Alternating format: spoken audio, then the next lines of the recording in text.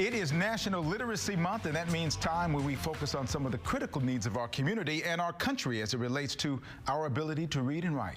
Dr. Julie Bakker Fink is the president of the Barbara Bush Houston Literacy Foundation. Good morning. Good to see you again. Thank you, Camberell. You know, it's been almost 5 months since Mrs. Bush passed on, and I know that it was a challenging time for the organization, sad time for you as well. How has the organization continue to move forward, and what is your focus as a result of her legacy, actually? Well, we miss her each and every day, but we feel her presence in our work. And the community has just been remarkable. You know, for the past 5 years since the organization's been in place, the community has really stepped up and provided a lot of supports through donations, through volunteerism.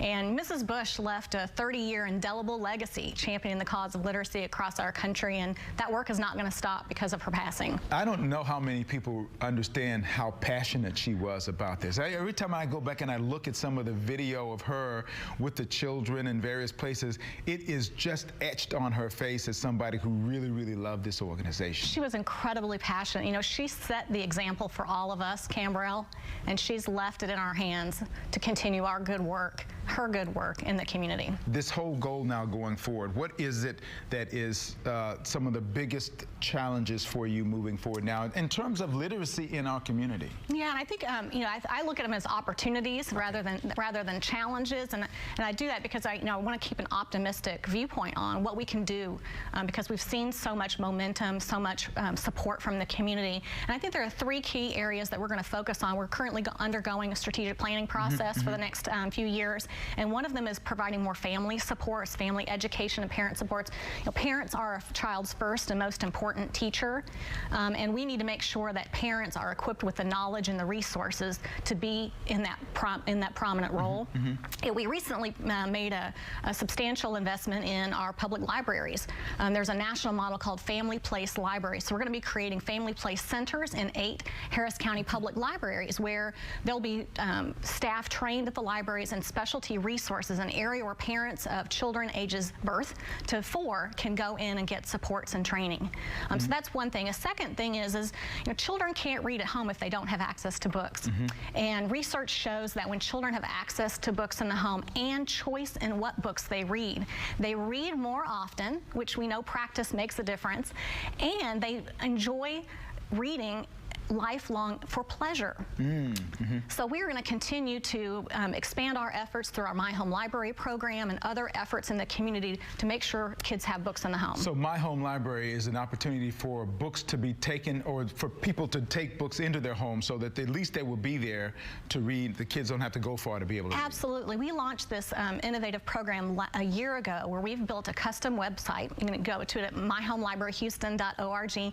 Kids go online, much like you're creating a wish list or a registry. They go online and shop for books and create a wish list of 6 brand new books that they want to read and keep. And members of the community can sponsor a child's home library of those 6 books for a $30 donation. Do you hope that somehow for those kids who may not have internet at home that they will be able to find that through their schools and be able to go through that? We're partnering with child care centers and with schools and other community-based nonprofits to make sure that they have access. I was going to ask you about that. How important is it for partnerships to actually help you be even more effective to do what you do? You know, Camberell, we're a very small team and a very small organization, so we rely on those organizations. We have over 40 members of 40 community partners in our literacy partner network, including school districts, public libraries, and other nonprofits, and so we rely and network with them to help build capacity across our great city. You are continually optimistic. I don't think I know anybody who is as optimistic as you are about this process going forward.